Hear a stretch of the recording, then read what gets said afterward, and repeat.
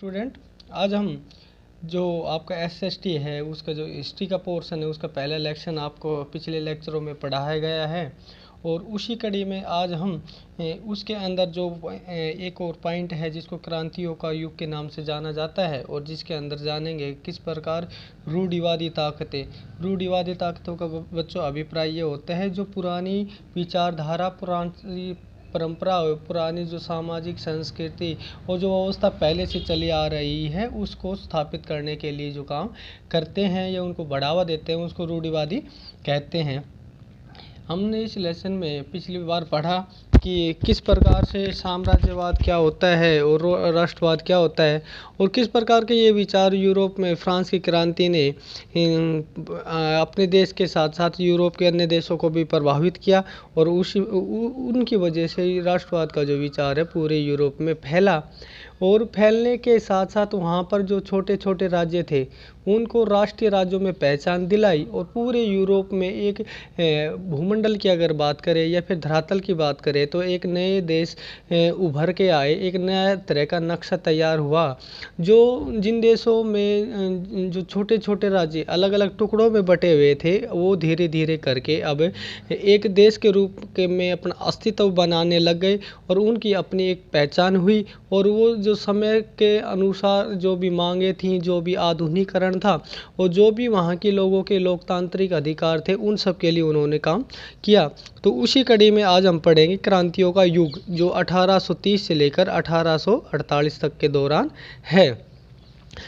जैसे जैसे रूढ़िवादी व्यवस्थाओं ने अपनी ताकत को और मजबूत बनाने की कोशिश की, यूरोप के अनेक क्षेत्रों में उदारवाद और राष्ट्रवाद को क्रांति से जोड़कर देखा जाने लगा। रूढ़िवादी ताकतें बच्चों यहाँ पर है 1815 का अभिप्राय और 1815 की बात यह है कि इससे पहले हमने पढ़ा 1789 में फ्रांस की क्रांति हुई, उसके बाद 1804 में नेपोलियन आया, नेपोलियन संहिता तैयार की और उसके बाद 1815 में जो वाटरलू का युद्ध हुआ था उसमें नेपोलियन हार गया था और उसके बाद उसको एक अलग क्षेत्र में एक सुनसान एरिया में उसको छोड़ दिया गया था जहाँ बाद में उसकी मृत्यु हो गई थी।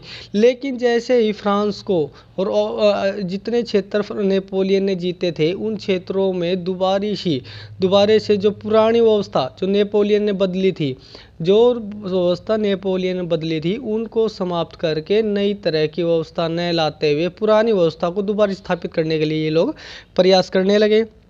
इटली, जर्मनी के राज्य, ओटोमन साम्राज्य के सूबे मतलब ये होते हुए छोटे छोटे प्रांत, आयरलैंड और पोलैंड ऐसे ही कुछ क्षेत्र थे। इन क्रांतियों का नेतृत्व उदारवादी राष्ट्रवादियों ने किया जो शिक्षित मध्यम वर्ग विशिष्ट लोग थे।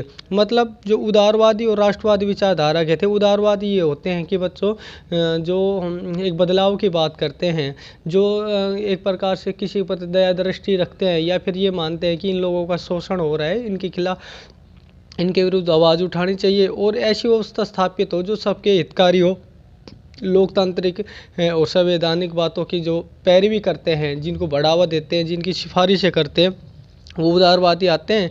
और राष्ट्रवादी जो देश को एक पहचान के रूप में और देश को एक संयुक्त राज्यों का संघ के रूप में जो देखना चाहते हैं वे विचारधारा वाले लोग हैं यहाँ।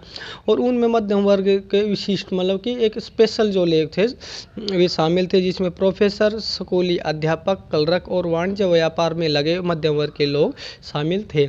मतलब इन लोगों के ये लोग प्रयास कर रहे हैं कि दोबारा से राष्ट्रीय राज्यों की स्थापना हो और जो व्यवस्था चली आ रही है उनको बदला जाए और नई व्यवस्था हो जिसके अंदर हर व्यक्ति के अधिकार हो, हर व्यक्ति के लोकतांत्रिक राजनीतिक अधिकार दिए जाए, महिलाओं को भी अधिकार हो, इन सब की ये पैरवी करता है। इसी कड़ी में आगे देखते हैं हम। प्रथम विद्रोह फ्रांस में जुलाई 1830 में हुआ। बुर्बो राजा जिन्होंने 1815 के बाद हुई रूढ़िवादी प्रक्रिया के दौरान सत्ता में बहाल किया गया था, उन्हें अब उदारवादी क्रांतिकारियों ने उखाड़ फेंका। बच्चों ये बात थी जब आपको बताया था 1789 में जब फ्रांस की क्रांति हुई। फ्रांसीसी क्रांति के बाद जब नई व्यवस्था लागू हुई थी तो वहाँ पर जो बुर्बो वंश था जिसका नाम था लुई 16वें जो गद्दी पे बैठा था उसको हटा के एक नई व्यवस्था लोकतांत्रिक व्यवस्था थी और जिसके आधार पर नेपोलियन ने शासन भी किया था। लेकिन जब 1815 में दोबारा से उसको हटाकर नेपोलियन को हटाकर फिर दोबारा बुर्बोवंश ने शासन किया था।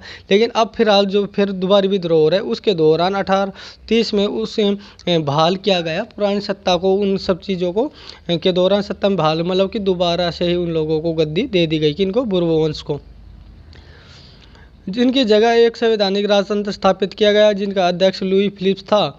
मेटरनिक ने एक बार यह टिप्पणी की थी, जब फ्रांस छींकता है तो बाकी यूरोप की सर्दी जुकाम हो जाता है। तो बच्चों ये जो लाइन इन्होंने कहा मेटरनिक ने, और मेटरनिक ने ये बात इसी दौरान कही कि उनको पता है कि पूरे देश में या पूरे यूरोप महाद्वीप की अगर बात करें तो फ्रांस एक ऐसा देश है जहाँ पर बदलावों के लिए, कोई भी नई चीज़ें लाने के लिए अगर काम किए जाते हैं या कोई बदलाव की लहर उठती है तो सबसे पहले फ्रांस में उठती है। इसलिए उसने कहा था जब फ्रांस छींकता है तो बाकी के यूरोप को सर्दी जुकाम हो जाता है। जुलाई क्रांति से ब्रेसलेस में भी विद्रोह भड़क गया। एक जगह है बच्चों ये यूरोप में ब्रेसलेस, वहाँ पर भी विद्रोह भड़क गया जिसके फलस्वरूप United Kingdom of the Netherland से अलग हो गया।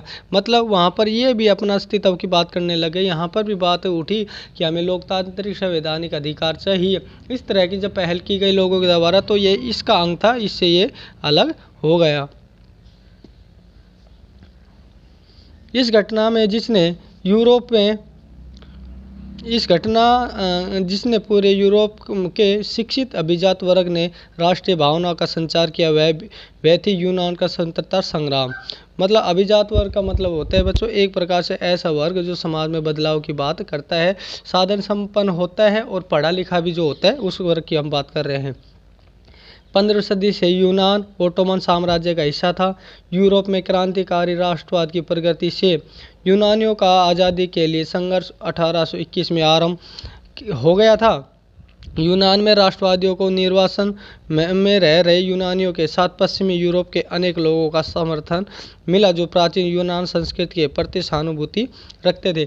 मतलब अब ऐसे लोग यूनान में आए जो ये मानते थे कि एक समय ऐसा था जब पूरे यूनान पूरी दुनिया को रास्ता दिखाता था। जो आप पहले जब इतिहास में देखोगे तो एक समय में यूनान की सभ्यता हुई थी जब सारी दुनिया अंधकार का जीवन जी रही थी। उस टाइम में यूनान की एक सभ्यता हुई जिसके अंदर एथेंस और स्पार्टा नाम के दो अलग अलग गणतांत्रिक और राजतंत्र के रूप में राज्य स्थापित किए गए थे।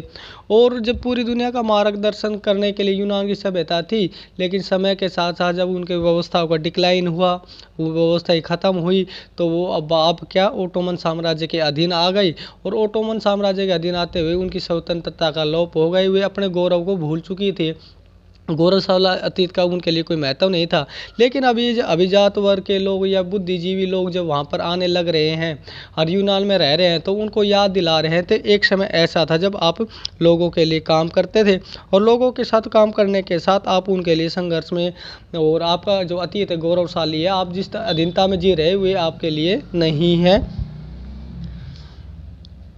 कवियों और कलाकारों ने यूनान को यूरोपियन सभ्यता का पालना बताकर प्रशंसा की। मतलब यूनान एक अपना आप में ऐसा है जो पूरे दुनिया को दिशा देने वाला, सांस्कृतिक, वैज्ञानिक, आर्थिक, राजनीतिक हर तरह की जो व्यवस्थाएं जब पूरी दुनिया के पास नहीं थी और बर्बर जीवन जी रहे थे, उस टाइम यूनान की सभ्यता अपने चरम शिखर पे थी। और सभी दुनिया के सभी लोगों को या सभी देश को या जो उनके व्यापारिक रूप से या किसी प्रकार से जुड़े थे उन सब का मार्गदर्शक करती थी, उनको रास्ता दिखाती थी।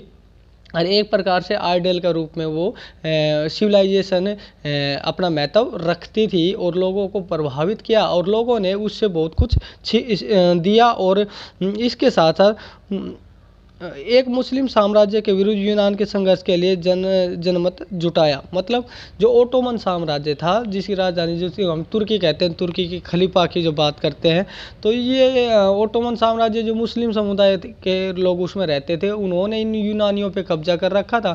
तो उन्होंने इन यूनानियों को इकट्ठा किया किसके खिलाफ? ये जो ओटोमन मुस्लिम साम्राज्य है इनके खिलाफ उन्हों को इकट्ठा किया।